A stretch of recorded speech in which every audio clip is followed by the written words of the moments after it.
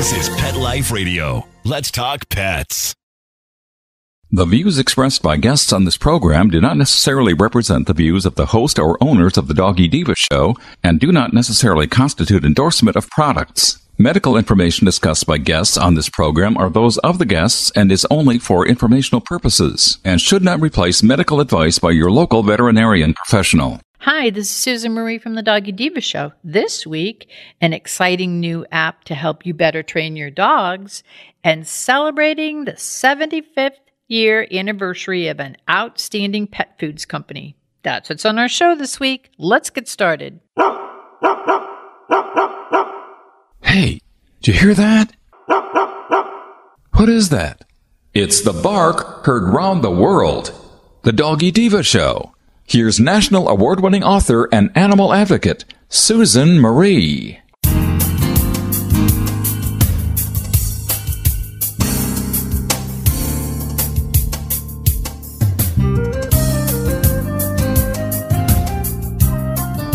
Hi, welcome to the Doggy Diva Show, the show for animal lovers.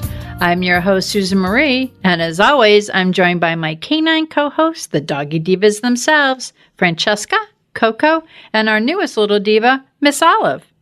Miss Olive is the cute little Italian Greyhound rescue in the picture with the microphone. Thank you for joining us today as we bring the experts in the pet and animal world right to you. Contact us at thedoggydiva.com. That's the DOGGYDIVA.com. We love hearing from you.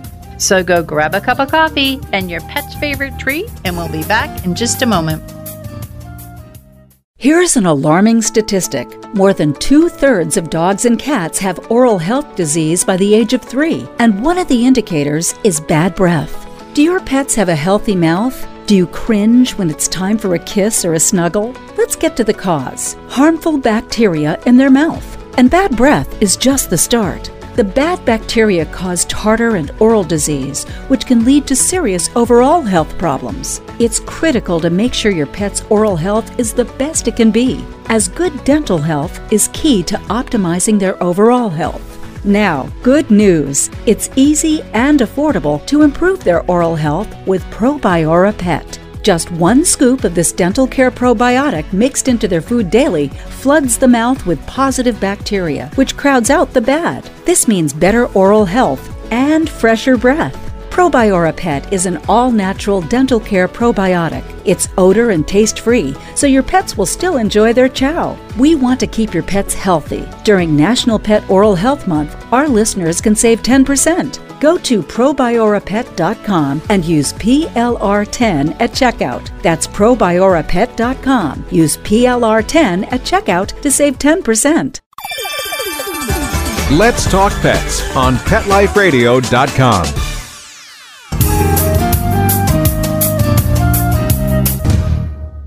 Welcome back, everyone, to the Doggy Diva Show. I'm here with Monica Leighton, owner of Professional Pet Sitting. And Monica, you know, for us people, there's always something when we go, oh, yeah, there's an app for that. But when it comes to our dogs or our pets, sometimes there is an app for that. So can you tell us one of the most helpful apps going on out there right now? Absolutely. So there are such an range of really helpful apps out there for pet owners that I thought it would be a great segment for us to go over from time to time. And in this edition of There's an App for That, I thought we would talk about dog training. So all the time that somebody's introducing a new pet to the home and getting that pet trained is worth so much when it comes to happiness and happy, cohesive companionship for a pet. Nobody wants to have an unruly pet in the house. And so many pets are given up to rescues because of lack of training or behavioral issues. So taking the time when you first get a pet to really get it trained and well behaved can add such a huge, it just makes vital differences in the relationship, the bond. It strengthens the bond by the time that you're working with the pet. And it's more enjoyable all around. You have a pet that you can do fun things with and take places, and it's just less stress, and it just makes for the total pet owner relationship to be improved. So a lot of people are busy. They don't always have time to sign up for the local dog group, or maybe the group this week is talking about sitting, but you really need to work on chewing. There's so many different situations out there, and not that those classes are not beneficial. They absolutely can be, and they're great for socialization. But if you're in a situation where you do not have as much time, or you simply want to work on more additional stuff than what they're reviewing your one-on-one sessions, there are some great apps for that. So one in particular that I found is called Pupper, and it's Puppr, and it's Pupper Dog Training and Tricks. So it's essentially meeting your new dog trainer. So the app was started by celebrity dog trainer Sarah Carson, and she's got the super collies, and they were like the top 5 of America's Got Talent. They have all these Guinness World Records that her dogs have done. So it's a world-renowned celebrity dog trainer. And she has put a dog trainer right into your phone.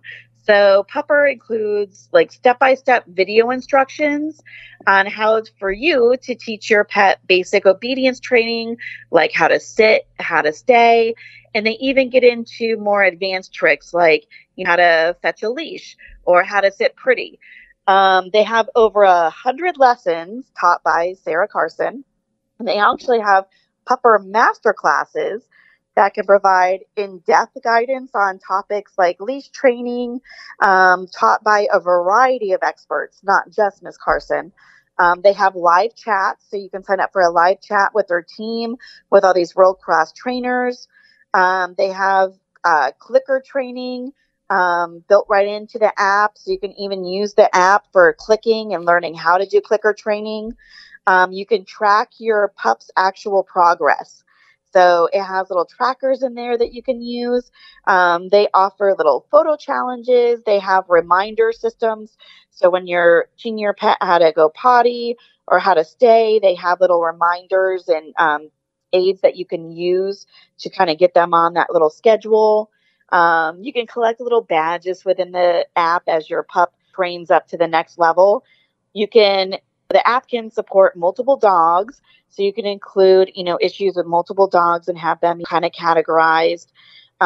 Besides the live chats and all those other things, you have a team of trainers that are available 24/7. So you can literally log in to work on issues like nipping and jumping and potty training, separation anxiety, tricks, like the whole thing. They have different levels. They have the free version, and then you can also get enhanced versions called Pupper Premium, and that can range like $12.99 a month, or you can do a whole year membership for some of the advanced levels.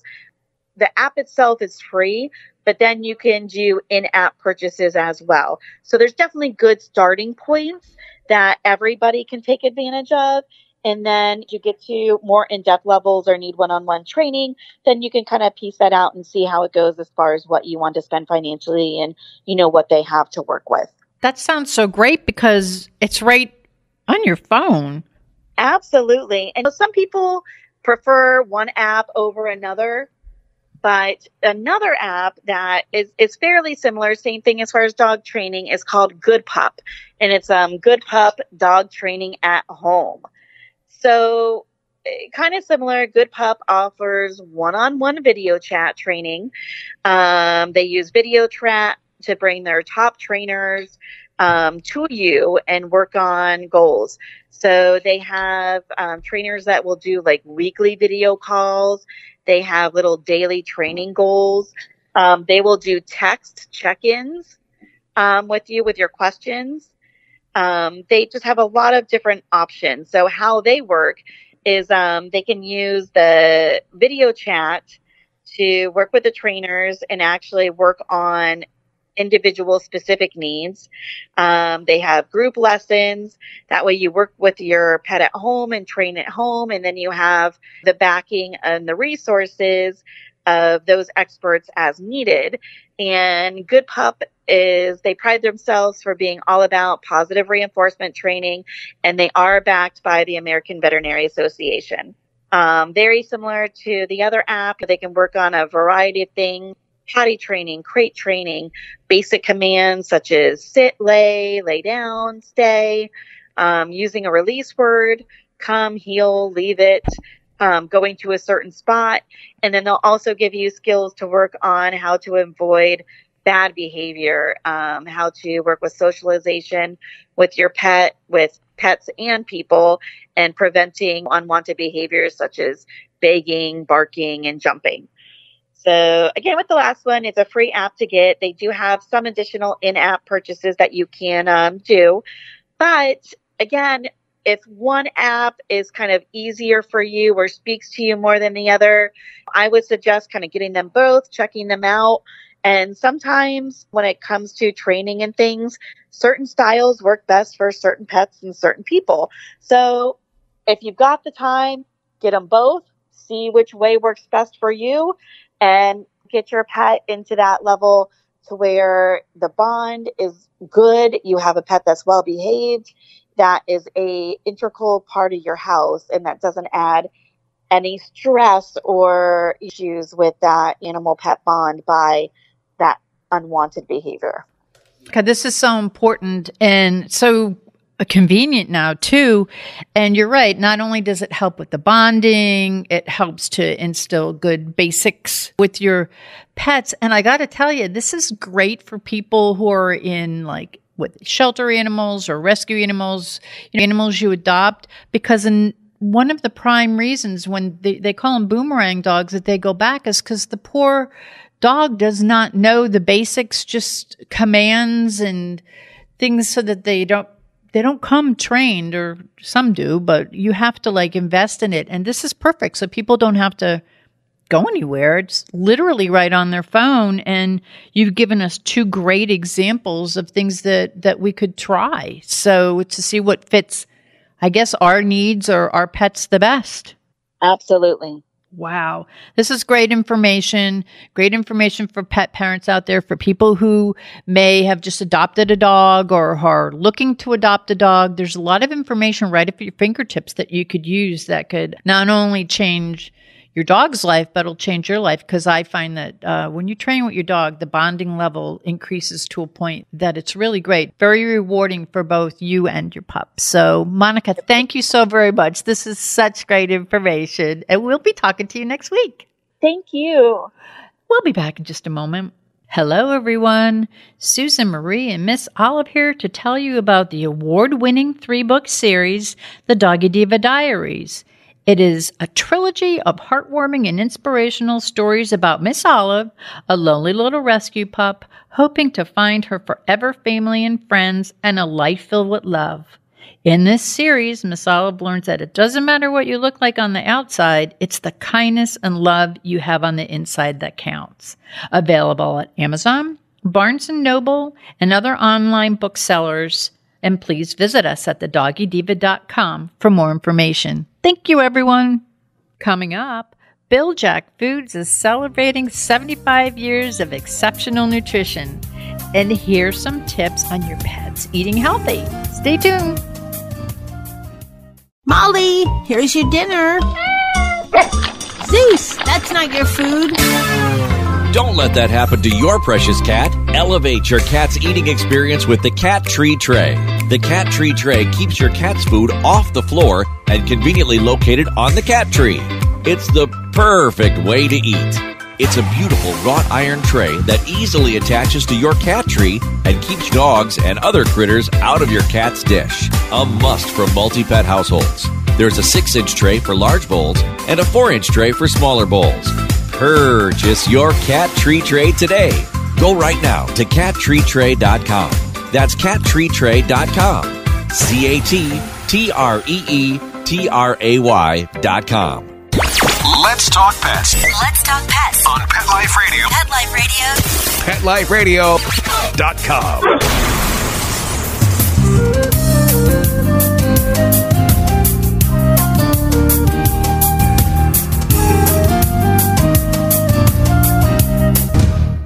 Welcome back, everyone, to the Doggy Diva Show. As a pet parent, I am aware of the importance of having a good nutritional foundation for my pet's health and nutrition. And with us today to share valuable information for healthy eating for our pets is the Chief Marketing Officer of Bil-Jac Foods, Kim Gaebelein. Welcome, Kim. Thank you for having me on. This is great to be here to talk about how it's important to keep our pets healthy. Well, before we begin, I'd like to congratulate you and everyone at Bil-Jac Foods for 75 years of exceptional nutrition, making our pets' lives so much healthier and happier. So I have to congratulate you for that. And throughout the years, gosh, the show's been on. We're in our 19th year, and Bil-Jac's been with us for such a long time. And we're so honored that you have shared such valuable nutritional advice for our listeners over the years. We have so many new listeners. You guys have been with us for so long that maybe some of the new listeners would like to learn a little bit more about Bil-Jac. And also, Kim, you're the kind of like the face or the voice of Bil-Jac for our show. Can you tell the listeners a little bit about what you do there? Yeah, well, thank you. I really appreciate that. We're so excited about the 75 years, and really we need to thank folks like you and all of our, pet parents and dogs over the generations that have been with us. I know that Bill and Jack, who started the company 75 years ago, they would be so proud. I think that they knew that they could really make a difference with nutrition. They knew how much, like you're talking about on the show, they knew how much health and nutrition go together, and that's really a key foundation to making sure your dog is healthy, is getting them good nutrition. And so that's really why they started. That's really why they did this, because they really felt like the food at the time, right, in 1947, was really not doing the best that it could to help dogs be healthy. So it's really a pleasure that we've been here for 75 years, and it's only because I think it's because of how great our food is and how quality it is, and just the feedback we get from pet parents, because otherwise we wouldn't be here any longer. So that's really great.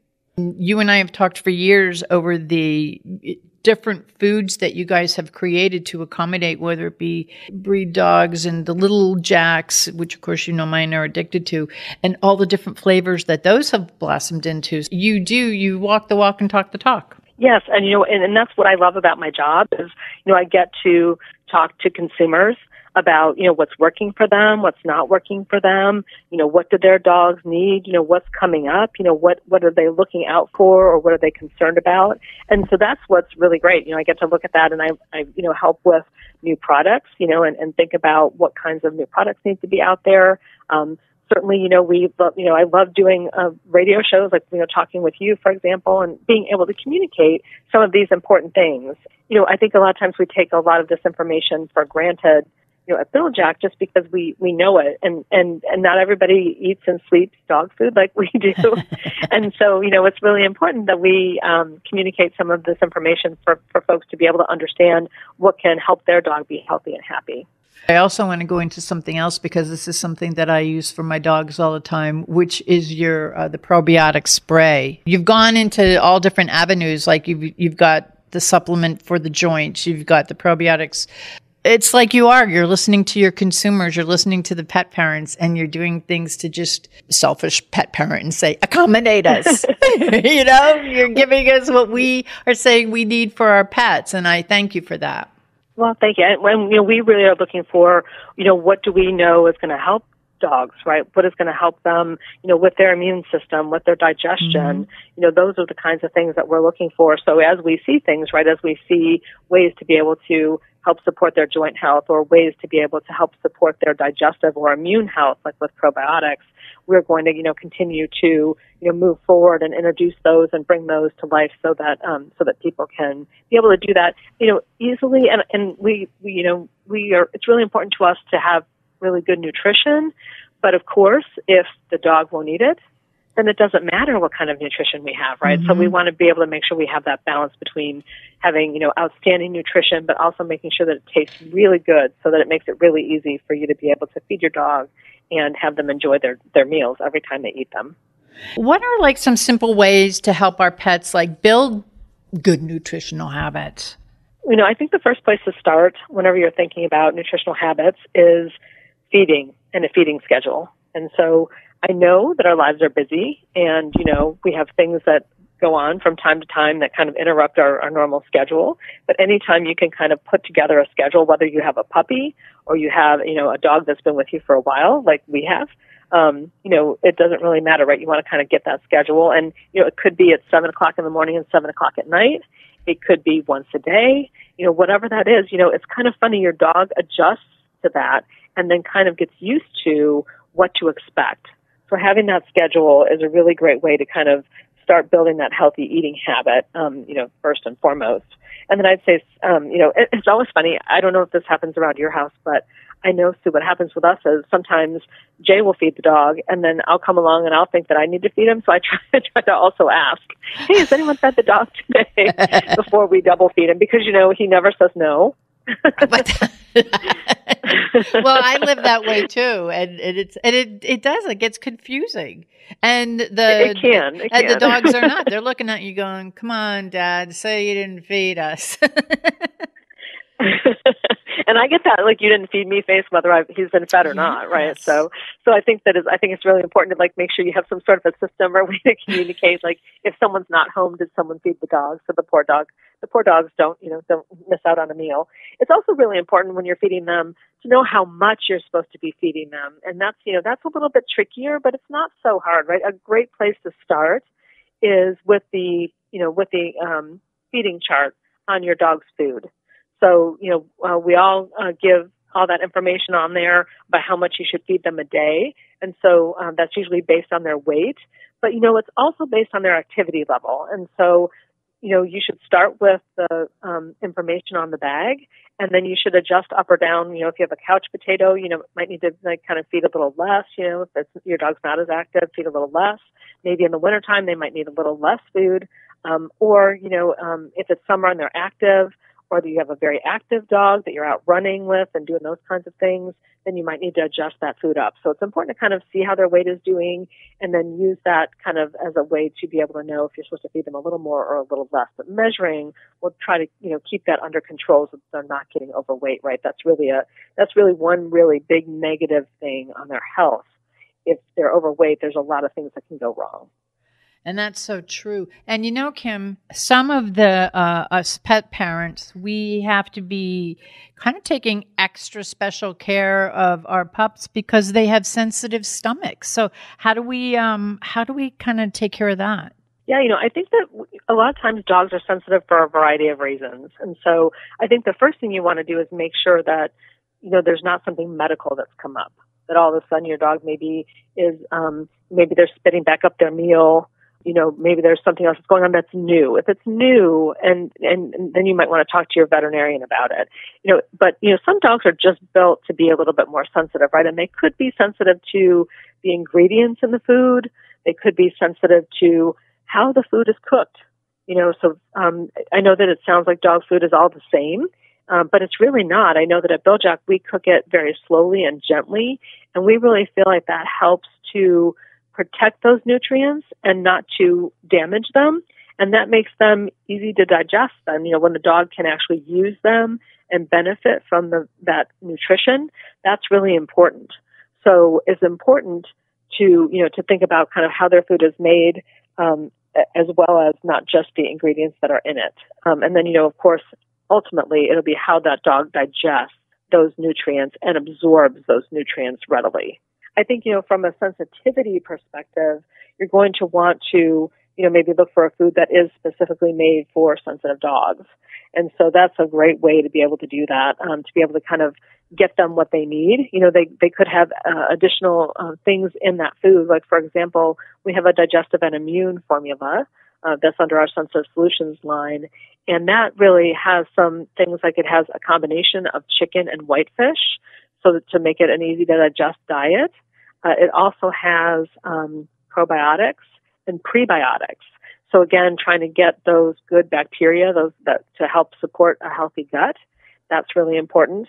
It could be, you know, if your dog eats really fast, right? So if your dog is a fast eater, that may be tough on their tummy. And so that might make them more sensitive, like they might spit their food back up if they're eating it too fast. So you might want to find ways to be able to slow them down if they are sensitive. But there's lots of ways to be able to kind of address that. And certainly, minimizing the number of things you're feeding them at a time is also really important to kind of get to the crux of the matter, right? If you're feeding them, a different wet food all the time that you're adding in, if you're switching foods all the time, it may be helpful to kind of settle things down, maybe feed them one food and one treat for a short period of time, see how they do on that, and then kind of go from there. My Francesca, she is actually going to be 17 this year. And wow. we've been using the Breakthrough Biotics, the spray for her for, I don't know, probably since it's been around, but because she has so many she has a lot of stomach issues, but she's a senior, and we use it for Olive. Olive's going to be 15 this year, and we use it for Coco, and Coco's 7. So, but I believe that some things like that, as well as the food, because you have such a selection of food that helps to contribute to the health of the pets. What makes Bil-Jac a great choice for pet owners? Because of all of the things that you have, I just think that you offer so much to the pet parent. Yeah, thank you. I think what really makes us special is, not just that we're looking for those high quality ingredients, but actually that we use 25 pounds of fresh chicken to make our, adult formulas, our 3 adult formulas for small, medium, and large breeds, our 3 puppy formulas. We use 25 pounds of chicken to make a 30-pound bag. So we're really, again, taking that fresh chicken, because again, those nutrients are fresh. They're as healthy as they can be, right, to start with. And then we're gently cooking them to protect them and, be able to turn them into food so that when your dog eats them, then it's easy for them to digest it and they get the benefit of that nutrition. And so a lot of times when there are sensitive dogs, we get a lot of feedback from pet parents about how, they tried 10 different things, but then they finally tried Bil-Jac and their dog really seemed to digest it differently. So, I get a lot of questions about allergies and those kinds of things from pet parents. And, there are so many things that dogs can be sensitive to. And it's not just food, because food allergies are not really super prevalent, but it could be things that are in the air, things that are in their environment. So, so it may not always be the food, even though I think we're all quick to judge, right, that it may be the food first. It's always important to look at the food, but it may not be the food. You really have to kind of sort that out. Yeah, and it's always important too, as you touched on earlier, the immune system. We've got to keep the immune system strong as we possibly can. Yes, and people don't realize that and I think again, as we learn more and more, right, about our anatomy, about dogs' anatomy, what we've found is that a big part of the immune system is in the digestive tract. It's actually in the digestive tract. So that's really, a lot of people don't realize that. So if you irritate the digestion and in the digestive tract, then you may have a dog that's going to be sensitive, right, and have some other issues, right, that could have skin and coat issues or other things that are going on. And so it's really important to get that good nutrition and to be able to gently, right, feed that digestive system and have it be able to work properly. Where can listeners go to learn more about Bil-Jac, where they could purchase it, where they could learn more about it? And of course, I tell you that I always love receiving my my newsletters. You know how I am about that. And I get such great training tips and little nutritional tips and all these little nuggets that we talk about. I find them in there, and it's and I say again, I've been a pet parent for over 25 years, and I'm going, you know what? I didn't know that. Or, oh my gosh, I forgot about that. So there's that too, that what you offer. Yeah, we have a lot of fun putting together our monthly e-newsletter, the Best Friends Club. It's great because, and just the other day, we have a relatively new person who's on my team, and he helps us do all of the articles. And he said, I'm going to be getting a dog this year, and I'm so excited because I'm going to be ahead of the game because I have all this knowledge, right? I'm going to have a good start. So I just it made me smile to hear that, because that's exactly why we do the monthly newsletter. It's to be able to share some of the knowledge that we have and some of the things we're interested in, right? That we want to go write articles on about how can we do this better, or what's a challenge for us. But I would say that come out to the Bil-Jac website. It's Bil-Jac.com. BIL-JAC.com, And, we have, like you said, the dog blog is out there. You can sign up for our Best Friends newsletter to be able to get e-news and also some coupons every month, that we offer. There's also nutritional information about all of our products. And we have a really fantastic store locator. So if you're looking for our treats, you can, kind of say, here's my zip code and check off the treats box and then find out all the places that we have treats near you. If you're looking for our dry food or our frozen food, it's all there. We try to make it as simple as possible. And then, of course, you can always call us on our 1-800 number. If you have any questions, we're always happy to help from customer service as well. Well, Kim, I want to thank you so much for being our guest and always for sharing such valuable nutritional advice with our listeners. And on behalf of pets and pet parents everywhere out there, happy 75th anniversary to Bil-Jac Foods. We're so honored to be a part of it. Thank you so much. We'll be back in just a minute. Coming up, how to keep your pets safe and warm from the cold this winter. Stay with us. Take a bite out of your competition. Advertise your business with an ad in Pet Life Radio podcasts and radio shows. There is no other pet-related media that is as large and reaches more pet parents and pet lovers than Pet Life Radio. With over 7 million monthly listeners, Pet Life Radio podcasts are available on all major podcast platforms, and our live radio stream goes out to over 250 million subscribers on iHeartRadio, Odyssey, TuneIn, Stitcher, and other streaming apps. For more information on how you can advertise on the #1 pet podcast and radio network, visit PetLifeRadio.com/advertise today. Let's talk pets. Let's talk pets On Pet Life Radio. Pet Life Radio. PetLifeRadio.com.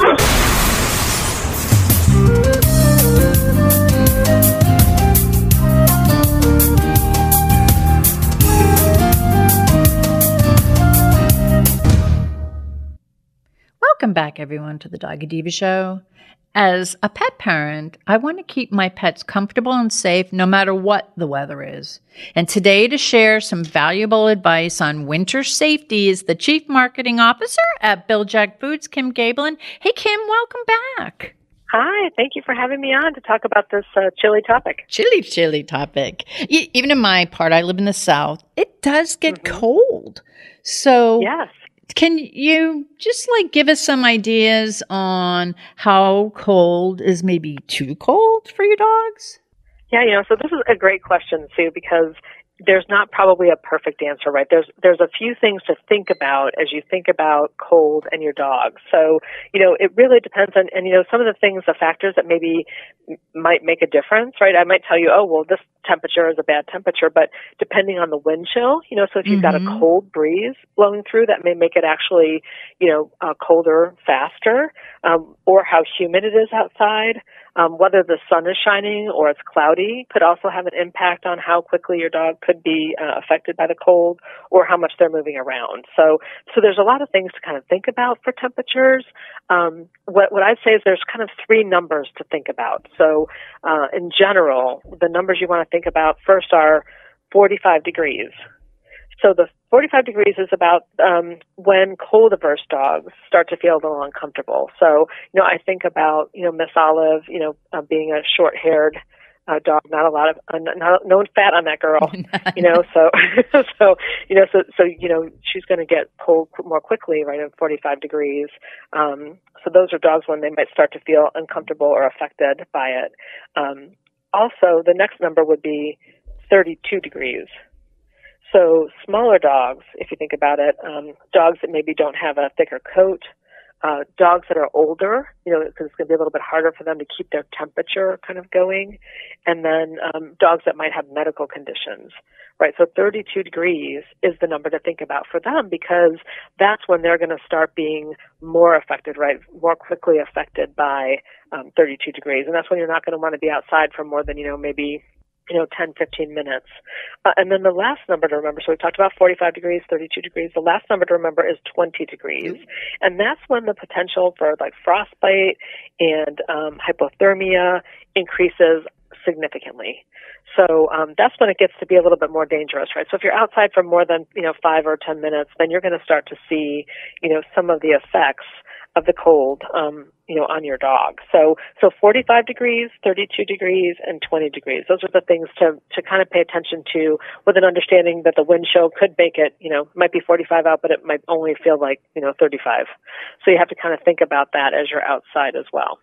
Wow, that's really important. I never even thought of it that way. I mean, these are 3 really important numbers to keep in mind, because even where I am, sometimes it'll get down into the 30s and 40s in the evening when I take them out, and I have to have their little jackets on them just to keep them warm, and little booties on Olive just to make sure that because it gets cold. But as you say, in the other parts of the country, it could get down into the 20s or the wind chill factor. So there's a lot to consider. And I'm from up north, and when I used to walk my dogs, I always had their coats on and everything. But it's amazing how quickly, as you're laying this out, how this makes so much more sense. So this is good to keep in mind. Unless your dog is really a true cold weather breed, right? Like a Malamute or a Husky, they're going to really be affected by the cold no matter how much fur they have. Yeah. So, like you said, thinking about, booties, potentially, because again, it can get, their feet can freeze very quickly, when it gets cold and they're standing on that cold snow, especially if it gets wet and it's cold and it's starting to freeze. Yeah. That's really tough, and that can give them frostbite. Or, like even just a little jacket or sweater, it just takes the chill off, or keeps the chill off for a little longer, to give them a little more time to do their thing outside and then be able to come back in. I find that the cold, even where I am, it's a motivator to not have them sniff every blade of grass. They're like, okay, let's go. Okay, I'm back in. Yep, I'm all done now. Thanks. All done. Let's go. So how can pet parents keep their pets like kind of comfortable and safe when it's cold out and the elements are not so good? Yeah, so I think that, like we were talking about, being able to have, potentially some protective clothing could be helpful. A sweater could be really good. If you're at a place where it's wet, so maybe it's snowing, you might want to have something that's a little more rain or, water resistant. Because, you might want to have something that keeps the water off them, because otherwise it might snow on them. I know that, when I take Blizzard out, it'll snow on him, he'll get wet. No matter if I have, I try to take an umbrella out sometimes if it's really snowing, to try to keep him a little bit drier and warmer. But a lot of times I'll just throw his little jacket on that has more of a waterproof, or a rain, at least, some rain stuff, to be able to keep the wet off of him, so that that's not making the cold even colder, especially when the wind is blowing. And then, there's things where, if you've got snow on the ground, and you have that where you live, you may want to shovel a path. Blizzard's really a small dog, so he really can't, once it gets, over a couple of inches, we really need to be shoveling him a little path out on the grass. So we shovel a path through and I know you small dog people out there know what I'm talking about. We shovel a little path through the patio, and then out to the grass, and then a little bit on the grass, and then, nothing huge, but at least that gives him a chance to be able to go out and not have to be stuck in the snow, for a long period of time. And occasionally, he'll jump out of that, and because he loves the snow, and he'll go hump around in the snow for a little while, and that's okay. But then you want to be able to come in. You also want to watch for snowballs that get on their fur and in between their paw pads. So when you get in the house, sometimes being able to make sure that they're, I tend to have a towel, or, there's a lot of different dog towels that are made that, help you get them kind of dry after they come in from outside and they're all wet and snowy. So you might want to use one of those towels to make sure you brush off as much of that snow off their paws as possible, because, that snow can stay there for a little while and actually exacerbate whatever kind of cold and frostbite, right, that they're starting to get. No, that makes so much sense.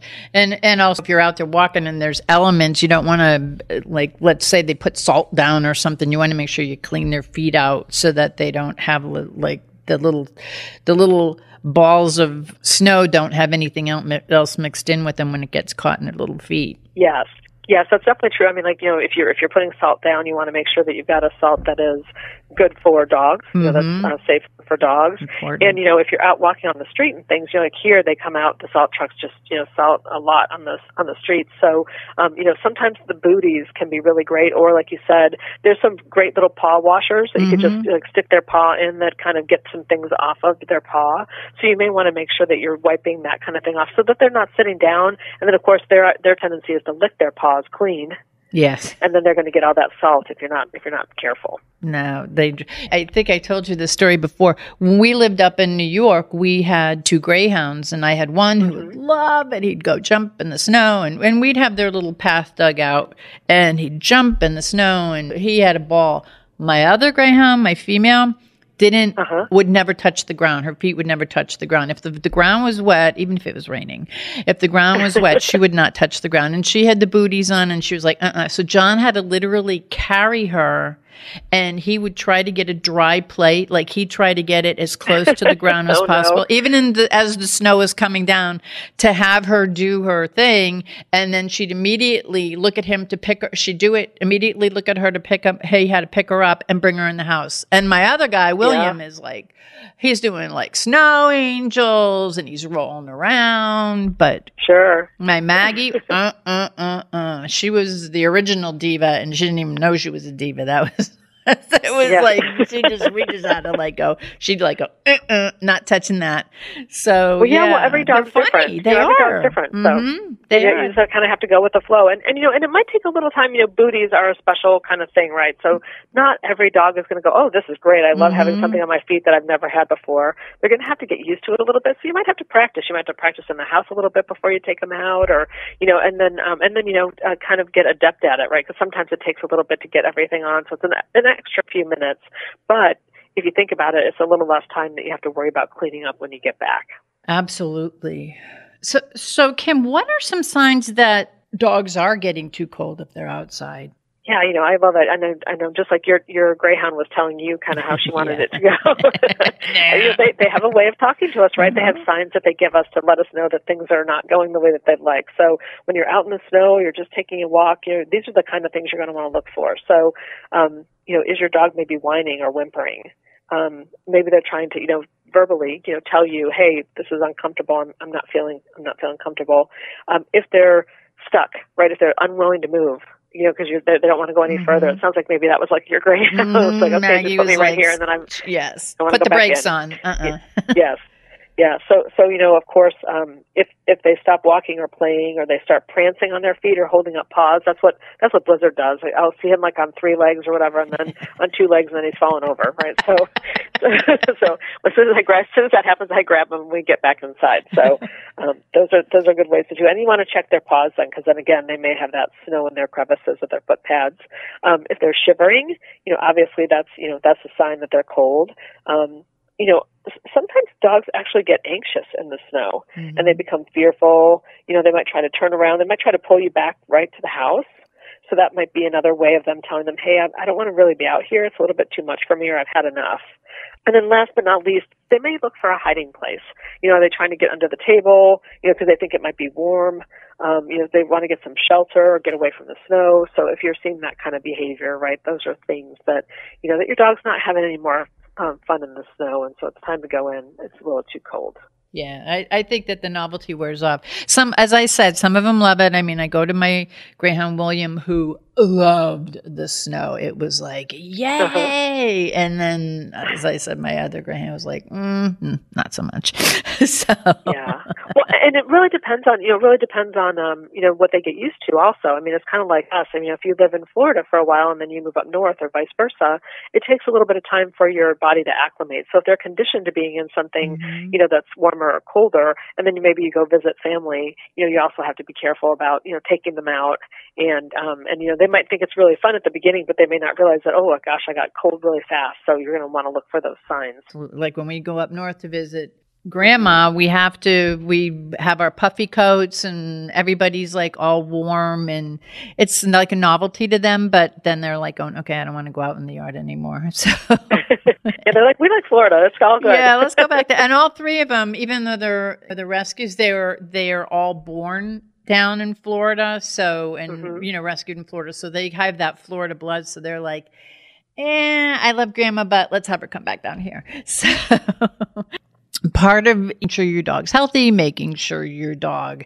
is weatherproof for the cold and insulated is also to help them with a healthy diet. So can you just tell the listeners a little bit about Bil-Jac? Yeah, Bil-Jac has been around. This is our 75th year. I can't believe it. We're so proud to be around. We've been family owned and family run since we started. And what makes us different is really just our nutritional philosophy about nutrition. And it's really about protecting the key nutrients that we put in the food, right, to make the food healthy. So, for example, we use 25 pounds of fresh chicken to make a 30-pound bag of Bil-Jac Adult Select in our small breed adults and our large breed adults. So, it's really important to start with fresh chicken for us because we want to make sure that we have good nutrition that comes all the way through the bag. And so naturally, we want to process it as little as possible and as gently as possible. And so we want to start with fresh chicken, which is great nutrients, cook it very gently and slowly, and that helps enhance the taste. And cooking it gently and slowly also helps to protect those key nutrients so they don't denature and break down, and that means they wouldn't be as available to the dog. So we feel like that's really why people say so much, to us about why they're so happy in the results that they get. A lot of times they see it in the coat. And the coat is usually one of the last things to get nutrition because all the other body systems take priority, right? Obviously your heart and your muscles and all those things take priority over the skin and coat. So when you see a dog that you actually see them shine and they have great skin and coat, you know that nutrition is getting all the way to the tips of their fur and the tip of their nose. You know that it's coming all the way through. And that says a lot. And again, I always talk about it, the treats, like the little Jack treats, they're very, I have to keep my dogs thin. They're little dogs. Yeah. And these are great treats because they taste good. They feel like they're cheating, but they taste good but they're low in calories. And they also, in some of the treats, there may be a few fillers in that could cause them to gain weight. But I find that using the Bil-Jac, the little Jacks, mine are still the same weight that they were years ago. Yeah, we get so many comments on our treats, and I know exactly what you're talking about their nose, because I know if I bring home a bag of treats, Blizzard knows exactly where they are in my briefcase or in my purse. Yeah. And so he's like sniffing at the table, even though I didn't even say anything about treats. But it's really great because a lot of them they're small. They're some of the small ones, like our little Jacks, are only about 3 calories each. Our breakfast Jacks, our dessert Jacks, those are all like about 3 calories each. So those are really terrific to be able to feed and not feel guilty, but they still pack a lot of punch. Mm-hmm. They're made with real fresh chicken liver. And so that really comes through, and a lot of dogs just love the taste of them. We have another great treat called America's Vet Dogs that we help support the America's Vet Dogs organization, and that helps provide service animals to veterans and first responders. So there's just so many great things. It's a win-win treat because it's a great treat, plus it's doing good. So we really love that treat as well. So we have a lot of really great options and so many things to choose from. So, Blizzard never gets bored. That's all he eats, and he's always happy with it. So. Yeah, they do. They love the taste, and also you do have the different flavors, and it's all, that you're giving them something good, and that they're giving them something healthy. So it's peace of mind for the pet parent as well. So where can the listeners go to learn more about Bil-Jac and all of where they can get it and all of the stuff, and of course your amazing newsletter, which I love to get every month. Yeah, we're out on social media, on Facebook and Instagram, and so Twitter. Come follow us out there. But the website is really a great place to start. So it's Bil-Jac.com. It's BIL-JAC.com. And we have some great information out there. If you go to pet parents, we have a place where you could sign up for our Best Friends Club newsletter. We sent that out once a month, and it's great. It's got usually like 3 or 4 stories in it that are about either nutrition or fun facts about dogs. So we've got lots of really, interesting things that we talk about there. And then we also have some opportunity to be able to get a coupon or some savings on some food or treats. So it's kind of fun to be able to get a little bit more information and kind of get a little reward for doing that too. I love it. I love it. And Kim, I want to thank you for being our guest today, and thank you for sharing such valuable information on keeping our pets safe and healthy during the cold weather months, and gave some great information that I wasn't aware of that I made notes of. So all of you listeners out there, hopefully you got it too, because this is really valuable information. So thank you so much, Kim. And as always, it's a pleasure. Thank you so much. Enjoy and be safe out there. Have fun in the snow. It's still lots of fun to have fun in the cold, but it's a great way to be able to be safe too. Yes, be mindful. So, and you gave us some great tips on that. So thank you very much. And we'll be back in just a minute. Pet Life Radio, the #1 pet radio network on the planet, joins forces with iHeartRadio to put the power of your pets in your pocket. Awesome! Download the iHeartRadio app and rock Pet Life Radio on your phone, on your tablet, on your Xbox, in your car. Pet talk, pet tunes, and fun pet times. Pet Life Radio and iHeartRadio. Positively Possum.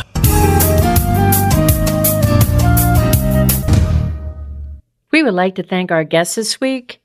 And also, as our Doggy Divas always say, please love your pets because they love you unconditionally.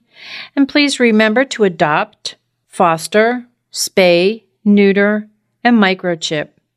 And as always, please have a great Diva week, everyone. That's all for this episode of the Doggy Diva Show. To find out more, go to our website, thedoggydiva.com. Also, find us on our Facebook page, The Doggy Diva Show, and tell your fellow dog lovers about it. Don't miss Susan Marie, Miss Olive, and the Doggy Divas right here for the next episode. See you again soon.